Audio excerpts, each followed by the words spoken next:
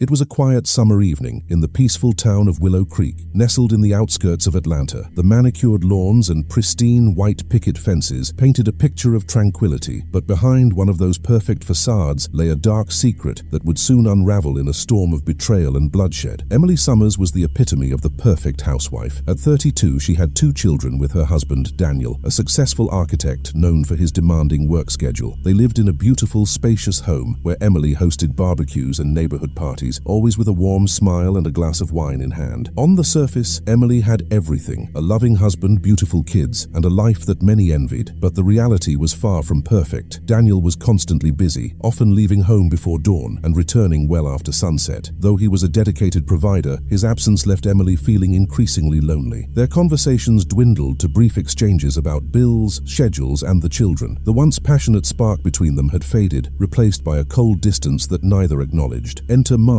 the charming and charismatic husband of Emily's cousin, Sarah. The 2 families had always been close. Emily and Sarah were practically sisters growing up, sharing secrets and supporting each other through every chapter of their lives. Sarah had married Mark, a former college athlete turned gym owner, whose magnetic personality and good looks always drew attention. Unlike Daniel, Mark was attentive, playful, and always knew how to make Emily laugh. At family gatherings, their conversations flowed easily, often lingering longer than they should. Emily found herself captivated by his flirtatious charm, and before long, innocent chats turned into lingering glances and whispered secrets. The more time they spent together, the more the boundaries blurred. By the end of 2022, Emily and Mark had crossed the line. What started as harmless flirtation quickly escalated into a full-blown affair. They were careful, meeting in secluded locations, exchanging texts under fake names, and sneaking moments whenever they could. The secrecy made it thrilling, and for the first time in years, Emily felt desired and alive. But as the affair intensified, so did the risks. Emily's paranoia grew with every clandestine meeting, each touch and kiss wrapped in the fear of being discovered. She often thought about ending it, but the thrill and Mark's insistent promises kept pulling her back. Everything changed on a warm evening in June 2023. That day, Emily had sent her kids to a friend's house for the afternoon, leaving her home empty. Mark was supposed to be at his gym, but instead, he arrived at Emily's doorstep, his familiar grin masked with an edge of impatience. They moved through the house as if in a dream, but their passion was tinged with something darker. As they lay tangled together on the living room floor, Emily felt a rush of guilt. She muttered Daniel's name, snapping herself back to reality and shattering the mood. Mark recoiled, his expression hardening. Suddenly, the affair no longer felt like an escape, but a suffocating trap. Emily sat up, pulling a blanket around herself. "We can't keep doing this," she said, her voice barely a whisper. "I still love my husband. This isn't right." Mark's demeanor shifted, anger flashing across his face. "So what, you just end it? Just like that?" His voice was low, dangerous. "What about me? You think you can just walk away?"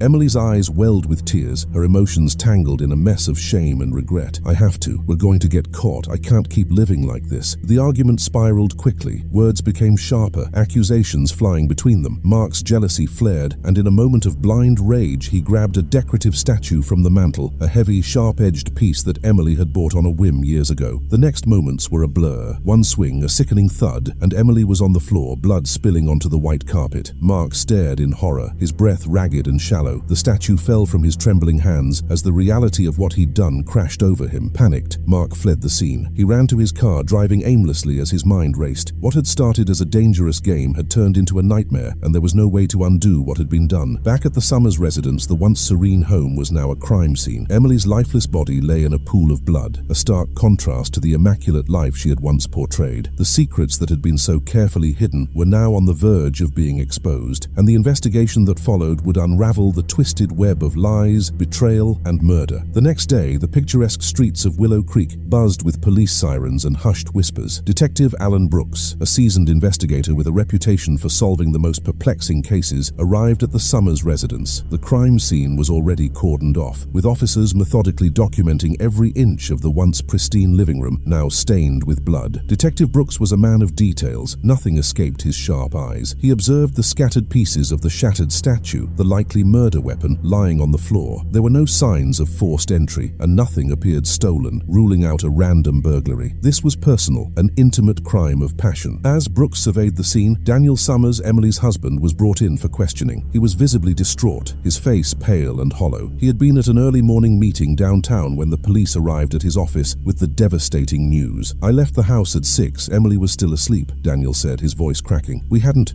been close lately, but I loved her. I never thought," his words trailed off, unable to articulate the shock of losing his wife in such a brutal manner. Detective Brooks asked about their marriage. Daniel confessed that their relationship had become distant in recent years, largely due to his demanding job, but he never suspected Emily of any wrongdoing. He insisted that he knew of no enemies or threats that could explain her death. With Daniel's alibi checking out, Brooks shifted his focus to the inner circle, the people who were closest to Emily and who might have had access to her home. He started with Sarah and Mark, the couple who had always seemed like a second family to the Summers. Sarah was a wreck, tears streaming down her face as she tried to process the death of her cousin. She clutched a tissue, her hands shaking as she spoke. "I don't understand. Emily and I were so close. We shared everything. She would have told me if something was wrong." Mark, however, was a different story. He put on a somber face, but Brooks noticed the subtle cracks in his calm facade, nervous glances, beads of sweat, and the way he avoided direct eye contact. When asked about his whereabouts on the day of the murder, Mark claimed he had been at his gym all morning, managing paperwork and appointments. "I never left," he insisted, his voice steady but with a slight tremor. "I was busy at work. You can ask anyone." Brooks nodded but felt something was off. He decided to verify Mark's alibi. Surveillance footage from the gym's security cameras showed Mark arriving early in the morning, but there was a 2-hour gap in the footage, time that couldn't be accounted for. Suspicion began to mount, but it wasn't enough to make an arrest. Detective Brooks directed his team to dig deeper into Emily's life, starting with her phone records and emails. What they found painted a starkly different picture of the devoted housewife everyone thought they knew. Messages between Emily and a number saved as M were flirtatious, intimate, and filled with plans for secret meetings. It didn't take long for Brooks to connect the dots. M was Mark. The affair was undeniable, and it gave Mark a powerful motive. He had been leading a double life, caught between his wife and his lover, and Emily's sudden desire to end things could have pushed him over the edge. Brooks brought Mark back in for questioning, this time armed with the evidence of his affair. Mark tried to play it off, claiming it was just a fling and that it had ended weeks ago, but Brooks wasn't buying it. "You lied about your alibi, Mark. The gym footage doesn't cover the entire morning. Where were you during those missing hours?" Brooks pressed, his voice laced with suspicion. Mark's composure began to unravel. He stuttered for words. "I might have gone out for a bit, but it was nothing. I just needed some air." But Brooks knew better. He continued to dig, matching the timeline of Mark's movements with witness statements and security footage from around the neighborhood. The pieces were starting to fit together, and each new piece of evidence pointed directly at Mark. As the investigation intensified, forensic experts confirmed that the fingerprints on the statue matched Mark's. The statue, along with the surveillance gaps and the affair, built a compelling narrative that Brooks could no longer ignore. On June 15, 2023, Detective Brooks obtained a warrant for Mark's arrest. That evening, police arrived at the Cortez home, handcuffing Mark as Sarah watched in disbelief. The image of her husband being led away in a police car was something she could never have imagined, and the realization of his betrayal hit her like a tidal wave. Mark was charged with the murder of Emily Summers. As he sat in the interrogation room, his once confident demeanor had crumbled completely. He was now just a broken man, facing the consequences of his darkest actions. The affair that had once made him feel alive had ultimately destroyed everything he held dear. The trial of Mark Cortez began on September 10, 2023, and quickly became the most talked about event in Willow Creek. Reporters and curious onlookers crowded the courthouse steps, eager for a glimpse of the man whose secret affair had ended in a brutal murder. For the tight-knit community, it was more than just a legal proceeding. It was a public unraveling of everything that had once seemed perfect. The courtroom was tense, filled with the families of both the victim and the accused. Daniel Summers sat in the front row, his expression a mix of sorrow and anger. He had lost not only his wife, but also the illusion of the life they had built together. Sarah was there too, barely holding herself together as she watched the man she once loved face judgment for a crime that had shattered her world. The prosecution wasted no time laying out their case. They painted Mark as a man consumed by his affair, whose double life had pushed him to commit a desperate and violent act. The affair between Mark and Emily was the linchpin of their argument, revealing a web of deceit that led directly to murder. Using text messages, phone records, and witness testimonies, the prosecution presented a timeline that showed how Mark and Emily had maintained their secret relationship for months, meeting in discreet locations and sharing their fantasies of escaping their mundane lives. But when Emily's guilt and fear grew too strong, she tried to end things, leading to the explosive confrontation that ultimately cost her her life. Key evidence, including the missing hours in Mark's alibi and his fingerprints on the statue, formed the backbone of the prosecution's argument. They brought forward the forensic expert who testified that the shape of the wound on Emily's head was consistent with the sharp edge of the decorative statue, and that only Mark's prints were found on it. Surveillance footage was another powerful piece of evidence. It showed Mark's car leaving the gym at the exact time of the gap in his alibi, driving in the direction of the Summers home. home. The footage directly contradicted his initial statements, and every lie that Mark had told seemed to unravel before the jury's eyes. The prosecution also introduced Emily's neighbor, Mrs. Hargrove, an elderly woman who lived across the street. She testified that she had seen a man matching Mark's description entering the Summers house around noon on the day of the murder. Although she hadn't thought much of it at the time, the sight now loomed ominously,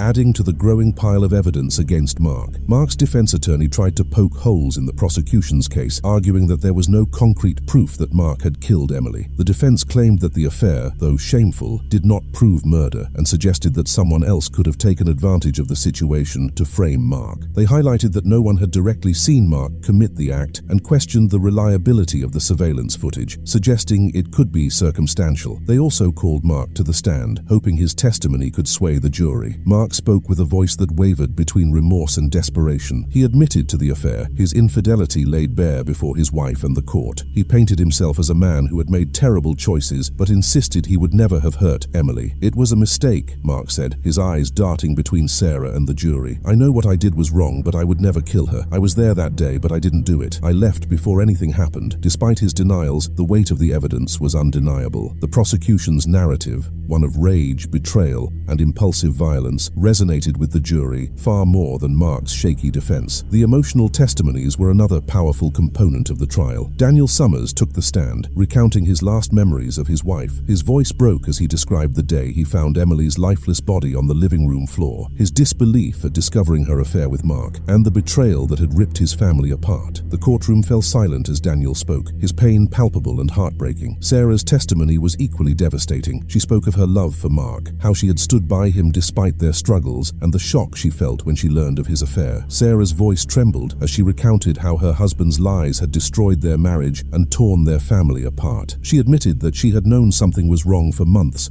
but had never expected it to end in murder. As the trial drew to a close, the prosecution made their final argument. They reiterated that Mark's actions were those of a man desperate to keep his affair secret, willing to do anything, even kill, to protect his double life. The defense's closing argument focused on reasonable doubt, emphasizing the lack of a direct witness and the possibility that Mark was being scaped for a crime he didn't commit. The jury deliberated for 2 days, the tension hanging over the courthouse like a storm cloud. When they finally returned, the verdict was clear. Mark Cortez was found guilty of second-degree murder. The announcement sent a wave of emotion through the courtroom: relief, sorrow, and, for some, a sense of closure. Mark was sentenced to 25 years in prison, with the possibility of parole after 15 years. He would have ample time to reflect on the choices that led him to this point, the lives he had shattered, and the woman he had lost in a moment of uncontrolled rage. Sarah filed for divorce soon after the trial, unable to forgive Mark's betrayal. She moved away from Willow Creek, seeking a fresh start far from the memories that haunted her every day. She took their children with her, hoping to rebuild a life without the shadow of Mark's actions looming over them. Daniel, still reeling from the loss of Emily, stayed in the home where it all happened, grappling with his grief and the destruction of the family he had tried so hard to provide for. The once bustling neighborhood gatherings were gone, replaced by a heavy silence that lingered long after the last news vans had left. The story of Emily Summers' death became a dark legend in Willow Creek, a stark reminder of how quickly life could unravel when secrets and lies festered beneath the surface. In the end, it was a tale of passion turned deadly, a tragedy that left 2 families forever broken and a community struggling to understand how something so terrible could happen right in their midst.